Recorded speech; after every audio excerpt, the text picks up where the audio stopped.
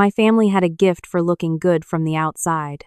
The kind of house with a wreath on the door every December. A mother who remembered everyone's birthdays.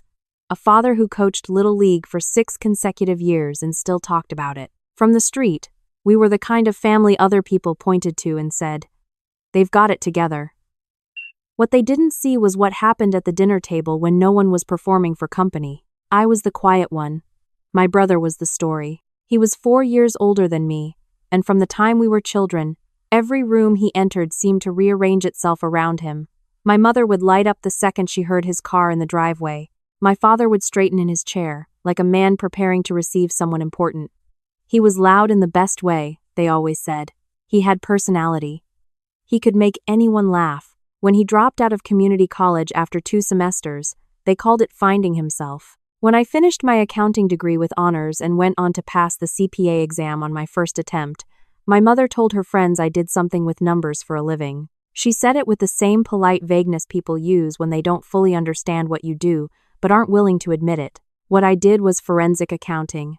Fraud examination. I spent my days at a firm downtown, building financial timelines, tracing hidden transfers, finding the exact moment someone decided the rules didn't apply to them.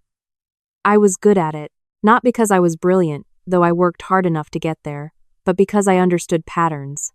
I understood how people justified small dishonesty before it became large dishonesty. I understood the grammar of deception. My brother, as it turned out, understood it too. He just used it differently. I drove home for Thanksgiving that year because my mother asked me to, and I had no good reason left to say no. The drive was 3 hours, a straight shot down the interstate with nothing but flat land and radio static to keep me company.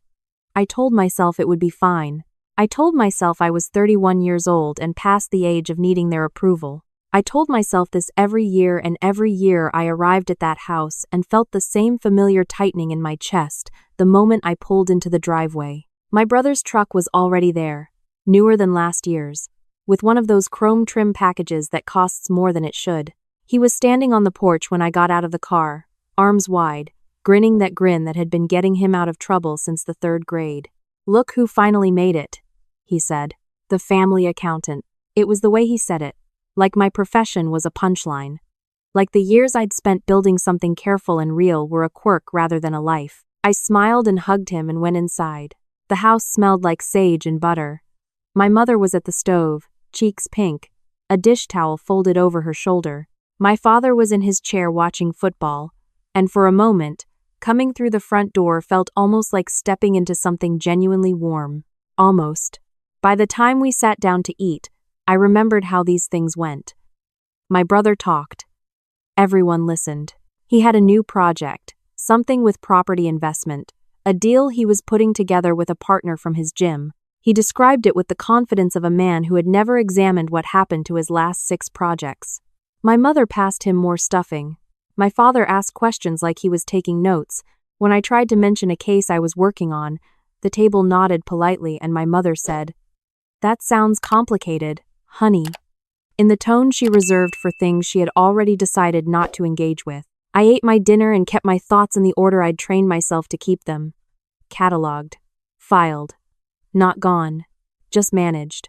After the dishes were done and my father had gone to bed, my mother asked me to help her sort through some paperwork in the study. She said she and my father had updated their estate planning documents over the summer and wanted to make sure everything was in order. I was the natural person to ask. I was, after all, the one who did something with numbers. The folders were in the filing cabinet where they'd always kept important documents. I sat at the desk while my mother stood in the doorway, and I started going through the pages with the part of my brain that never really turns off. It took me 11 minutes to find the first problem. The signature on the updated beneficiary form for my father's retirement account didn't match his signature on the document dated 8 months earlier. Not dramatically, not obviously, the way a forgery looks in movies. Subtly. The pressure was slightly different. The loop on the G in his last name was a shade too open. The date notation was in a format my father hadn't used in years. I'd seen his handwriting my entire life.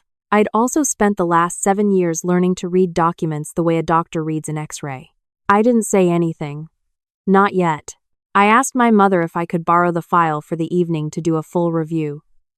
She said of course, and went to bed. I sat at that desk until 2 in the morning. By the time I was done, I had found 4 documents that didn't add up. The beneficiary changes on 2 accounts, a deed of trust amendment, and a notarized power of attorney form that named my brother as the sole authorized agent for both of my parents' financial affairs, dated 6 weeks ago, a form my mother had no memory of signing when I asked her about it the next morning over coffee. She blinked at me. She said, "I don't think that's right. Your father and I talked about updating our documents, but we said we wanted to do it together. We never signed anything like that." Her voice was careful, the way it gets when she's processing something she doesn't want to be true. I kept my tone even. "I know," I said. "That's why I'm asking." She paused for a long moment. Then she said, "I'm sure there's an explanation. Your brother has been helping us a lot lately. He probably just took care of the paperwork and forgot to mention it." I looked at her. She looked at her coffee cup. That afternoon, my brother came back for leftovers, and I asked him about the power of attorney form. I said it calmly. I sat at the kitchen table and asked him to explain when the form had been signed and which notary had witnessed it. He didn't miss a beat. His face didn't change. He said he'd had a friend notarize it, that it was just a precaution in case something happened to them, that he was trying to be responsible for once, and this was the thanks he got. My mother looked at me. Her expression said, "See? An explanation." I said, "Do you have the notary's stamp information?" He said he'd have to look for it. I said, "Take your time." That night I called a colleague from my firm, a woman I'd worked with for 4 years who specialized in document authentication. I photographed the forms and sent them to her encrypted. She called me back in 40 minutes and said what I already suspected but needed confirmed. The notary seal on the power of attorney was registered to a license that had been inactive for 3 years. The signature beside it didn't match the last known signature on file for that notary, and the beneficiary change forms contained a date discrepancy that would be difficult to explain as clerical error. This wasn't carelessness. It was constructed. I didn't sleep well. I lay in my childhood bedroom and stared at the ceiling and thought about what it meant to be right about something you desperately wished you were wrong about. I thought about my father, who still talked about coaching Little League. I thought about my mother, who had spent 35 years building a version of this family she needed to believe in. In the morning I told her I needed to involve a professional. Not to alarm her. Just to verify. She stiffened. She said, "You're going to ruin Thanksgiving." I said, "Someone already did. I'm just the one who found out." My brother appeared in the kitchen doorway holding a coffee mug, and for a second the 3 of us existed in that strange airless space before something breaks. He looked at the documents spread on the table. He looked at me. "You've been going through my files," he said. "Dad's files," I said. "And yes." His jaw tightened. "This is none of your business. Our parents' estate is everyone's business," I said, "especially when the signatures don't match." My mother put her hand on the table. "Let's just talk about this like adults." My brother set his mug down hard enough to make a sound. "Talk about what?" he said. "Her deciding she knows everything because she works at some office downtown reading spreadsheets? This is a family matter. It doesn't need a forensic investigation." I said, "Then it should be easy to explain." His voice dropped. "You need to back off." I looked at him. I'd spent years being the background noise of this family. The one who managed her feelings and took the diplomatic road and let the room rearrange around him. I knew this moment. I'd been cataloging toward it my whole life. I said, "I already sent the documents for review. If everything is legitimate, there's nothing to worry about." He came off the wall fast, his hand hitting the edge of the folder and scattering papers across the table. His voice went loud in the way that had always worked on everyone in this house, the volume that meant the argument was over because he'd decided it was. "You always had to be better than me, didn't you? You always had to make everything into some big problem. This is why no one in this family can stand being around you." My mother flinched. My father appeared in the doorway, still in his robe, and looked at the papers on the floor and then at me with an expression I recognized from childhood, the one that meant, "Whatever's happening, please make it stop." I bent down and collected the papers. I stacked them neatly. I said, "I'm going to the car. I have calls to make. Bye." Behind me, I heard my mother say, "She means well." And then my brother's voice, lower, telling her I'd always had a problem with him, that I'd been jealous since we were kids, that this was about me, not about any documents. I sat in my car in the driveway and called the state attorney's office fraud hotline. I was on hold for 9 minutes. When someone answered, I gave them my credentials, the firm I worked for, the case identification number my colleague had assigned overnight. I told them what I'd found and what I suspected. The woman on the other end said they would open a preliminary review within 72 hours. I drove to a hotel 20 minutes away and checked in. My mother called that evening. She said, "I don't understand why you couldn't just talk to him." I said, "I did talk to him." She said, "You know how he gets." I said, "Yes. That's part of the problem." She was quiet for a moment. Then she said, "Your father is very upset." I said, "So am I." The investigation that followed wasn't dramatic in the way people expect these things to be. There were no flashing lights, no handcuffs in the driveway. It was paperwork, and then more paperwork, and then a series of meetings in conference rooms with investigators who spoke in flat, professional tones and asked me to walk them through what I'd found. I did. I knew how to do this. It was, in a way, the one context in my life where everything I was actually worked in my favor. The notary at the center of the power of attorney form turned out to be a woman my brother had dated briefly 2 years earlier. When investigators spoke to her, she initially claimed she didn't remember signing anything. When they showed her the date and the seal, she changed her statement. She said my brother had asked her to sign some financial paperwork for a family member and told her it was just a formality. She said she hadn't thought much about it at the time. She said she was sorry. My brother retained an attorney. The attorney was good, the kind who speaks in a practiced calm that makes everything sound negotiable. He said his client had been trying to help aging parents manage complicated financial affairs. He said there had been miscommunication. He said the family would benefit from mediation rather than prosecution. The state didn't agree. When the case went before the court, I sat in the second row behind the prosecution's table and watched my brother in his good suit try to look like a misunderstood son. My parents were there too. My mother in the gray dress she wore to church, my father with his hands folded in his lap like a man waiting for a verdict he already knew. I hadn't spoken to either of them in 6 weeks. My mother had left me 3 voicemails. The third one said she hoped I understood what I'd put the family through. I listened to it twice, and then deleted it without responding. My brother's attorney made the expected arguments. Confusion. Good intentions. The weight of caring for elderly parents without support. He gestured toward my parents in the gallery and called them victims of a family breakdown caused by poor communication, not malice. The prosecutor let him finish. Then she opened her file. She walked the judge through a financial timeline that my colleague and I had spent 3 weeks building. She showed where the beneficiary changes would have redirected approximately $340,000 in retirement assets away from my mother and into a joint account that my brother had opened 6 months prior. She showed the deed amendment that would have transferred partial ownership of my parents' home. She showed the inactive notary seal and the authentication report. She showed a text message my brother had sent to the former girlfriend that read, "Just put your name on it. They'll never check. They'll never check." The courtroom went very quiet when that line went up on the screen. My father made a sound in the row behind me. Low and brief, like something had shifted in his chest. My mother put her hand over her mouth. My brother looked at the table in front of him. He didn't look at me. He didn't look at our parents. The judge was a methodical woman in her 60s with reading glasses. She pushed up her nose before she spoke. She didn't editorialize. She didn't perform. She simply read what the evidence had established and measured it against what the law required. She said, "The documents submitted in this matter reflect a sustained and deliberate pattern of financial fraud against the defendant's own parents. The attempt to involve a third party in falsifying notarization reflects premeditation, not impulsivity. The court does not find the circumstances here to be the result of miscommunication." My brother's attorney started to speak.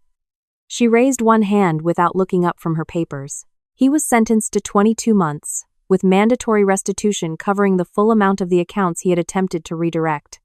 The fraudulent documents were declared void. My parents' estate documents were restored to the versions that carried their legitimate signatures. The gavel came down and it didn't echo the way it does in movies.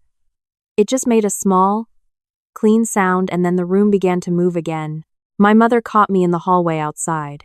She was crying, the kind of crying that doesn't have a clean category, grief and guilt moving through her at the same time. She reached for my arm and I let her take it. She said, "I didn't know." I said, "I know you didn't." She said, "I should have listened to you sooner." I didn't answer that. Some things are true without needing to be confirmed. My father found me near the exit. He looked older than I'd remembered him looking, the way people sometimes age visibly when a story they believed in is rewritten in front of them.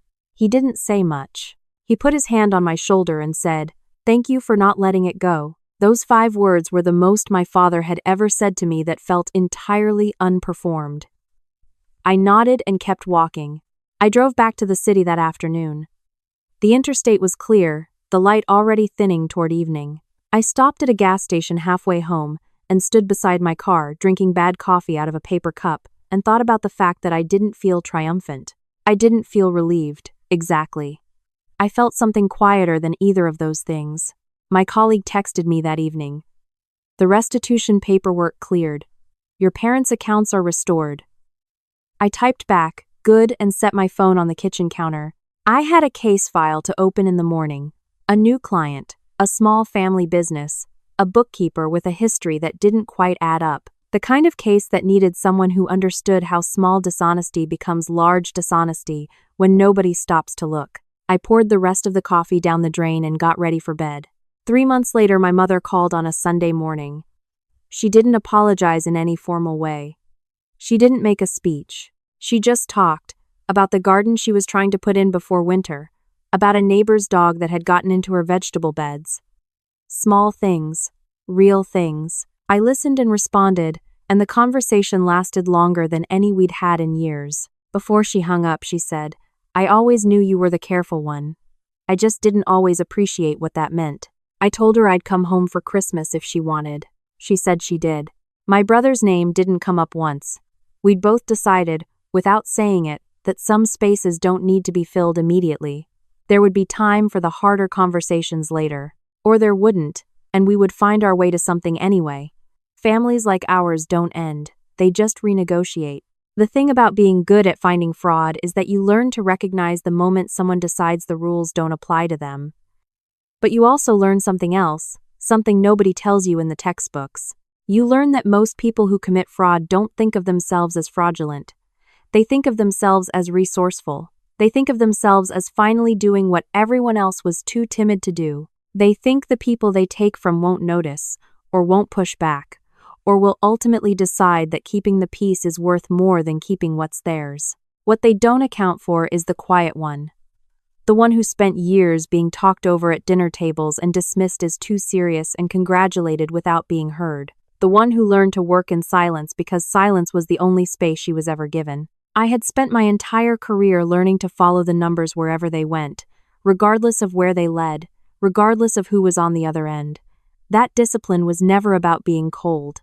It was about understanding that clarity matters more than comfort, and that protecting something real sometimes means accepting that the people you love won't thank you for it right away. I thought about that sometimes when I walked into a new case. The documents spread across a conference table, the quiet hum of a system that didn't care about personalities or family dynamics, only about what could be verified and what couldn't. In that space, I was never background noise. I was exactly what the situation required. And when it was over, I went back to my life. My apartment with the good light and the coffee I made myself every morning, and the cases that arrived on my desk like puzzles that needed solving. There are easier ways to live. I know that. But there are worse things than being the person who notices.